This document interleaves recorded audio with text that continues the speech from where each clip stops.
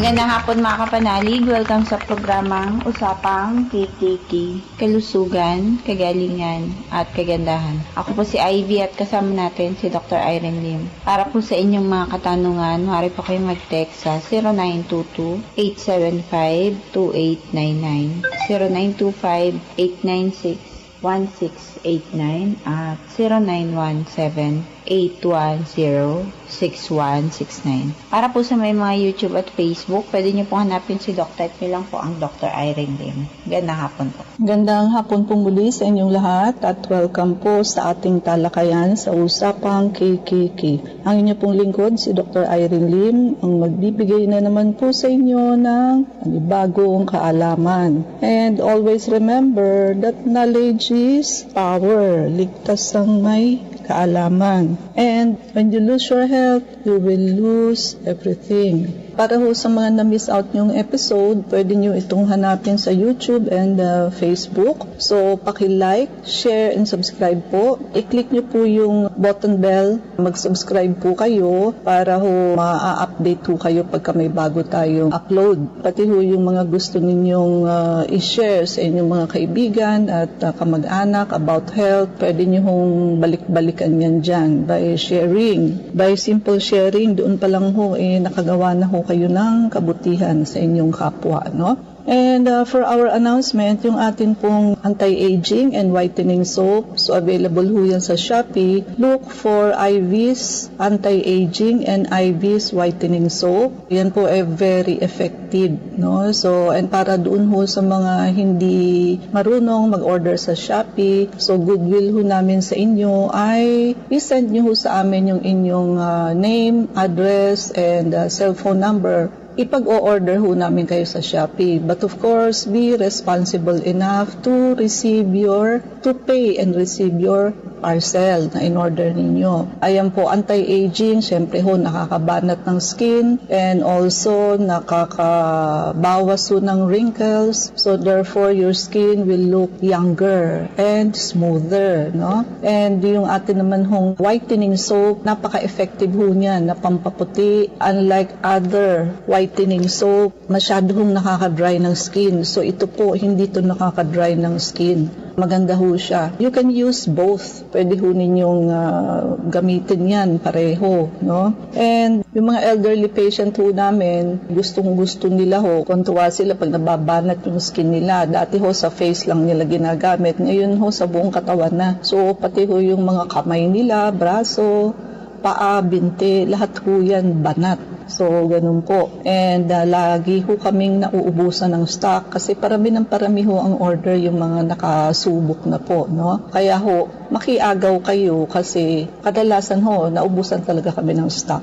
And also, may magandang news ho kami sa inyo para sa mga yun lang nakapakinig. Open po uli ang ating free check-up due to public demand. Napakarami hong text at call sa amin kung kailan daw po uli magbubukas ang ating free check-up. Para po sa inyo, binuksan po namin uli para ho makapagpa-check up kayo. So wala na hong dahilan na hindi ho ma-check up. And also, di ho namin sasabihin kung kailan mag-e-end ang free check-up. Kasi ho, pag alam yung petsa, pag malayo pa, ayan, patik-patik lang ho, no? Pagka alam na malapit na ho mag-close, ayan, saka ho magsisiapura. Yung iba ho, hindi umaabot, no? Daig ng maaga pang masipag. Magpalista na ho kayo hanggat okay pa. Kasi hindi ko sasabihin, bigla na lang ho kami magsasara, no? So, I want you to be ready every day. Just in case isara namin, nakapagpa-check up na kayo, no?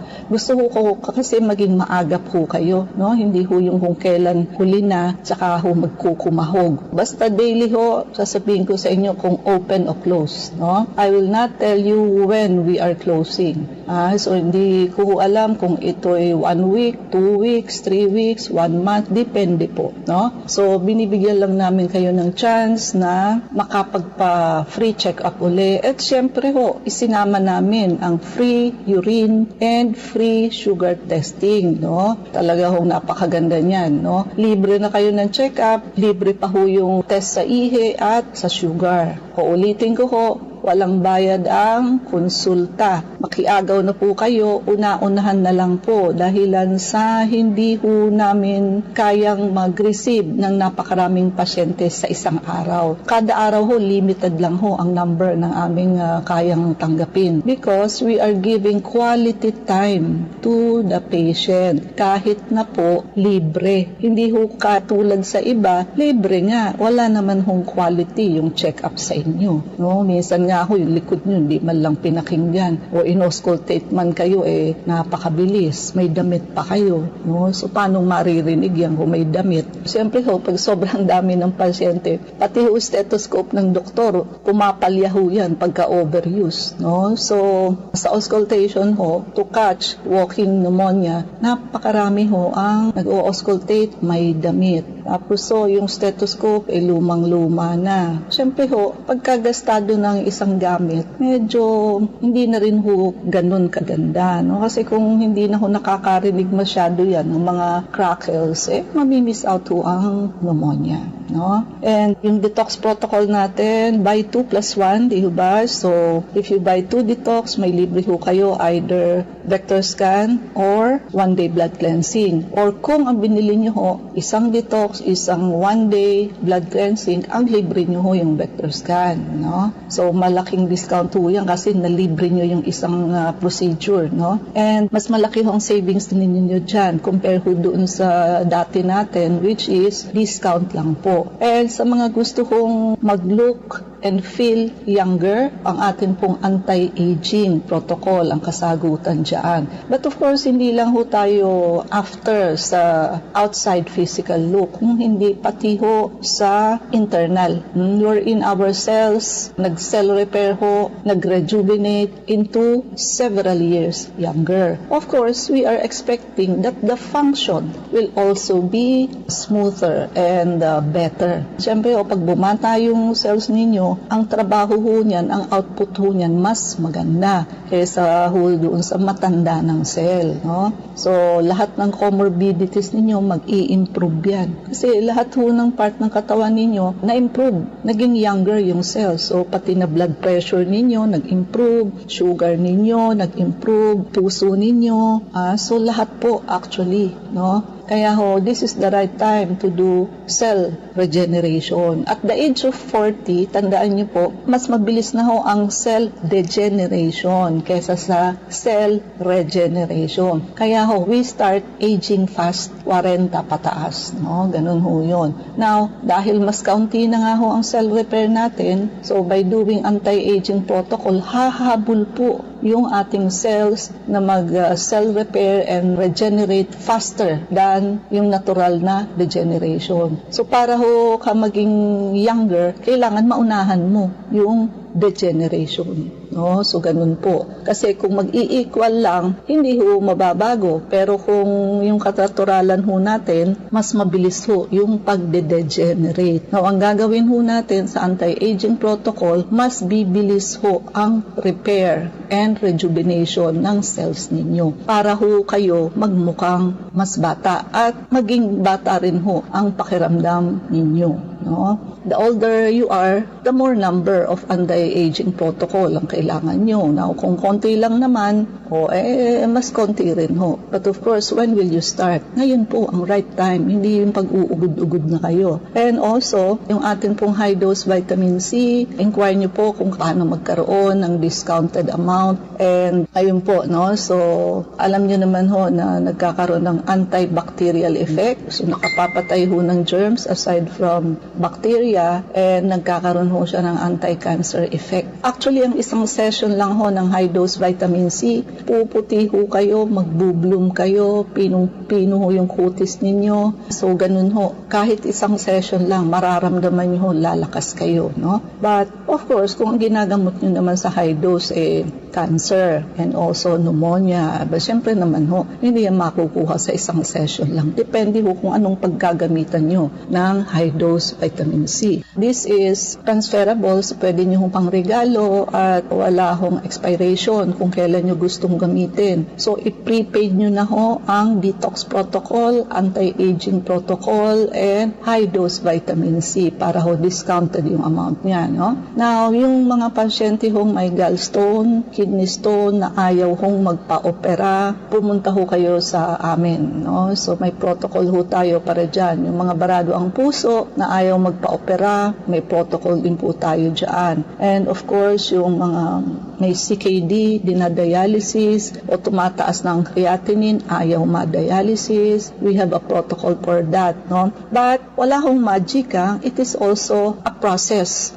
Kasi lalo na may sira ang kidney, damage na ho, more than 75% of the kidney. Pag may nagsabi ho sa inyo na isang session, magaling na kayo, that is foolishness. Hindi ho totoo yan. Kaya I'm telling you, it is also a process. Kailangan nyo, tsagaan nyo po yan kasi hindi ho birong sakit yan. Also, yung may mga fatty liver na gusto nyo maibalik sa normal liver, yung may mga cirrhosis of the liver, ayan po. At yung mga gusto ho makaalis sa maintenance nila, high blood and diabetes, we can do it, but of course, it is also a process. And huwag kayong magtatanggal ng maintenance niyo sa isa lang na detox and blood cleansing. Proseso din po yan. No? So ideally, every 3 months. But pwede ho natin gawing monthly kung talaga hong may gusto tayong tanggalin. Every 3 months na sinasabi ko for detox and blood cleansing, yun ho pag prevention lang ho ang gusto ninyo. Pero pagka may ginagamot na ho tayo, mas pwede naman hong dalasan yan para mapabilis ang pagkukwit ng pasyente sa kanyang high blood at diabetes at kung ano pa hong sakit. No? Now, yung atin hong vector scan, napakarami hong benefit niyan because it catches the body before the onset of diseases. Yung detoxification program ho, lilinisin niya ho yung basic organ ng katawan such as the colon, the liver, gallbladder, and kidney. Also, it will remove parasite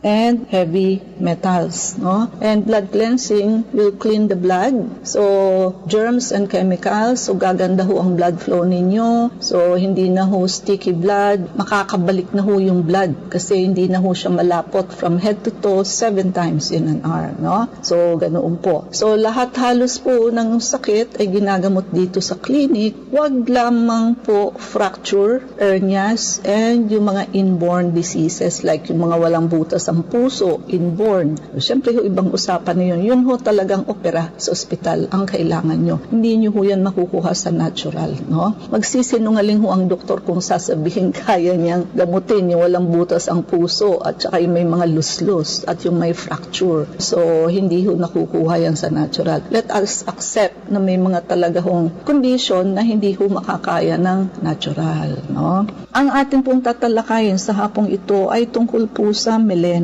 Ang ibig sabihin ho nito, passage of black tarry stool that are typically associated sa GI bleeding. So ito ho, melena ang tawag pagka yung stool ho ninyo medyo maitim. Black tarry stool. Iba ho ang tawag kapag yung hematochezia which is fresh blood in the stool. Ayun ho, bright red talaga. So makikita nyo talaga, minsan makakakolect kayo ng 1 kutsara, 2 kutsara, depende ho sa severity kung ano ho ang nagkokos ng fresh blood in the stool. So ang mga pwede hong mag-cause ng fresh blood in the stool, yung may almoranas, yung may diverticulosis, yung may mga polyps, no? At colon cancer, no? So, yan, fresh blood in the stool. Kaya ho, pag may fresh blood in the stool, hindi ho normal yun. It may be as benign as hemorrhoids or almoranas, but it can also be as worst as cancer. At pagka may bleeding na ho ang stool ninyo, kung colon cancer ang cause, medyo late stage na po yun. Kasi ang first, second stage po niyan, wala ho siyang symptoms. So, you won't feel anything. Pagka nagbi-bleed na ho, kasi malaki na yung bukol, nasasagi na ho nung ating fecal matter, kaya ho kada sagi sa kanya magbi-bleed siya. Basta ho, pag hematochezia or fresh blood per annus, ano po yan? Galing lang ho yan sa lower GI, gastrointestinal tract, which is, ano ba siya? Colon or large intestine.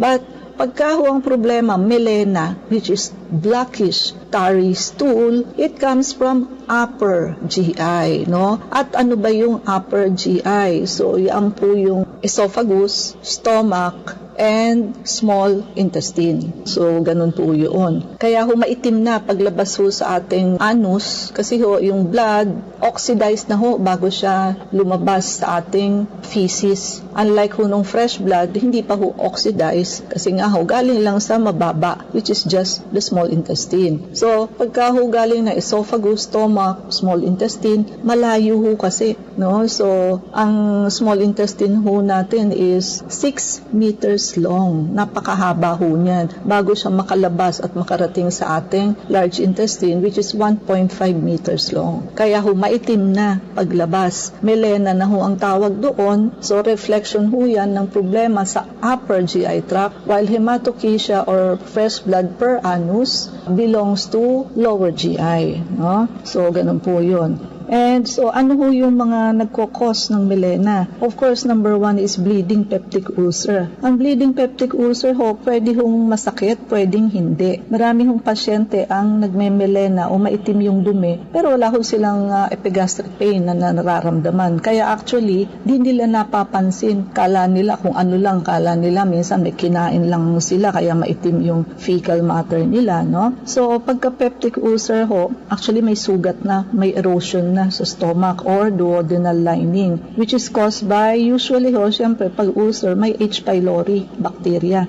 which is a spiral form of bacteria, no? And posibly din hong long-term use ng NSAID, yung mga pain reliever like ibuprofen, like naproxen, and mefenamic acid and others, no? And gastritis, pwede rin ho yan, no? Inflammation ng stomach lining, pwede rin hong caused by H. pylori and NSAID.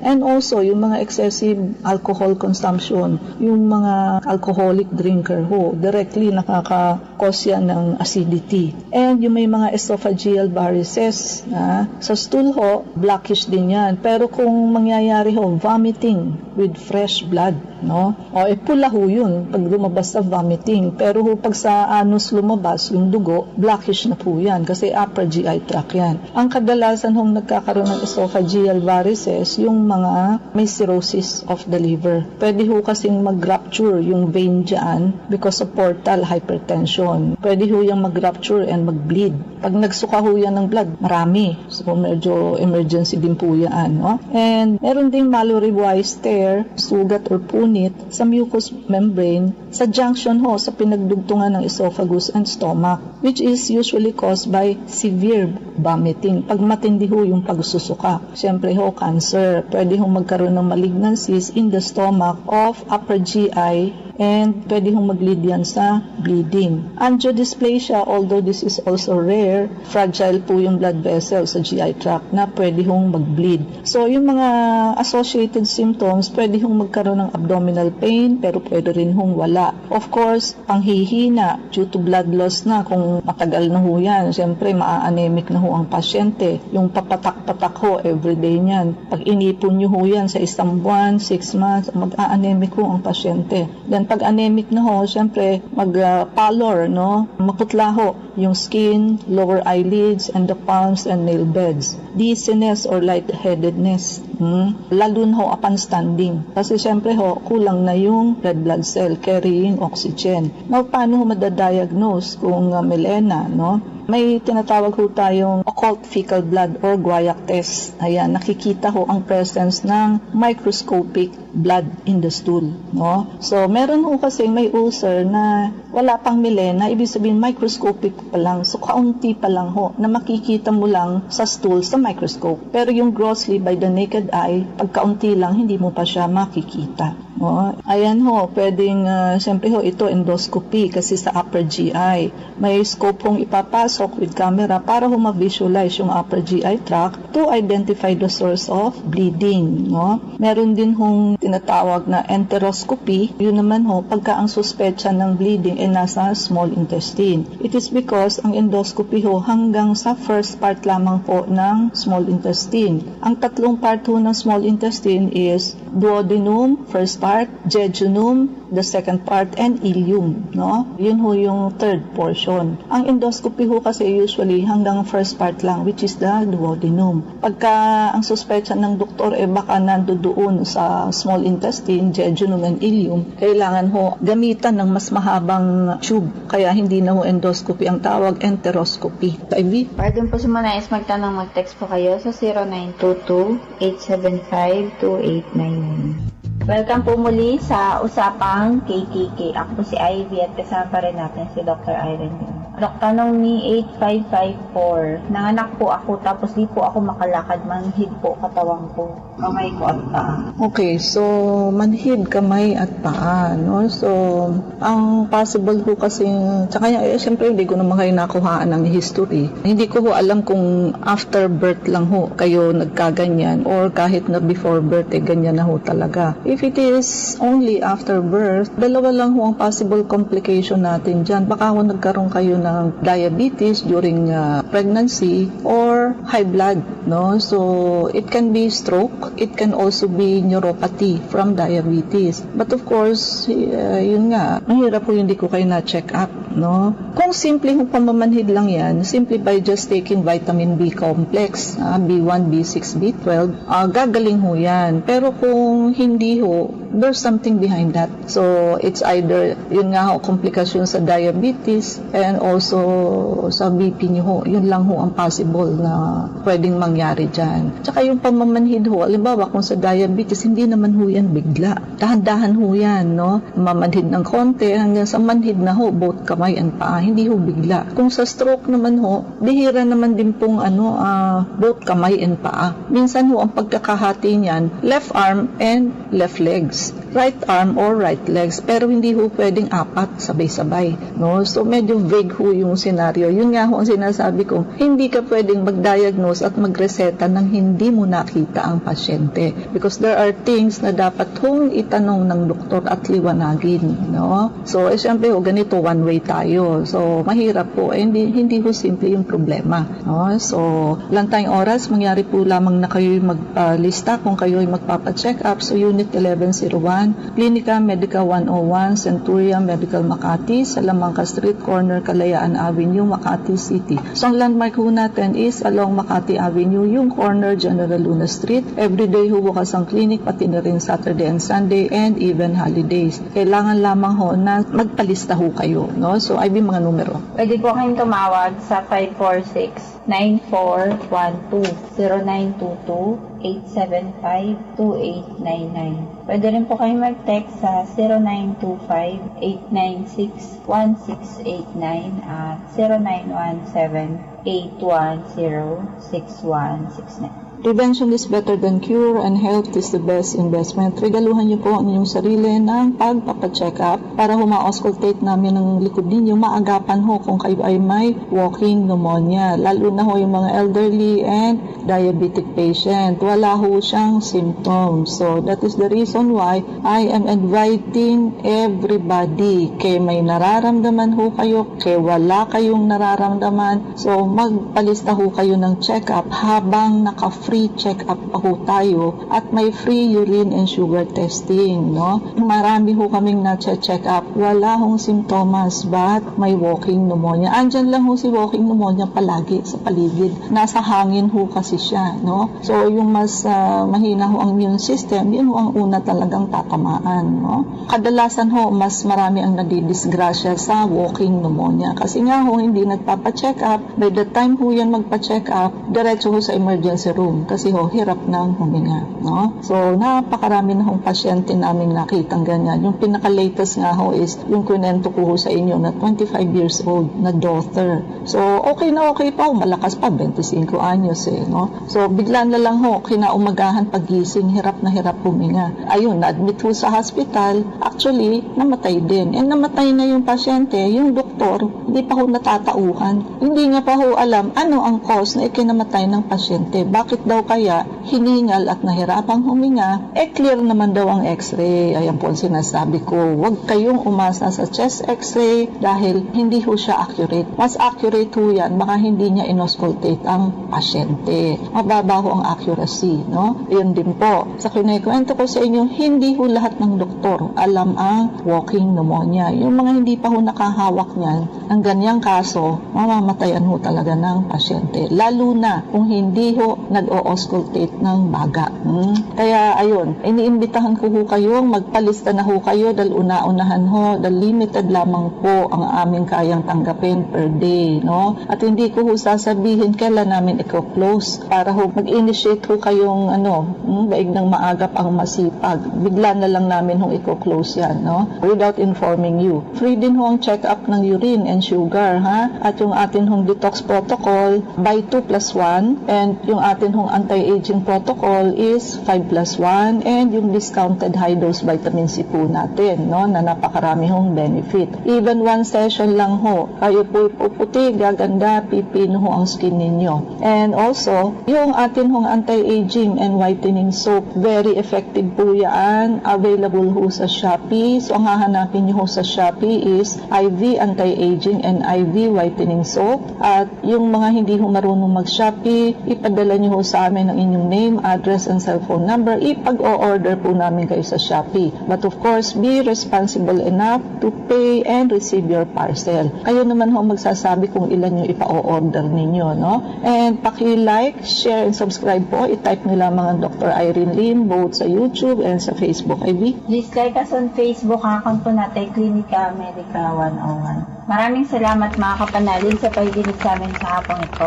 Abangan niyo po muli kami bukas, alas 4 hanggang alas 4:30 ng hapon sa programang Usapang Kikiki. Kasama natin si Dr. Irene Lim. Ako po si Ivy at sa inyong katotohanan. Salamat po.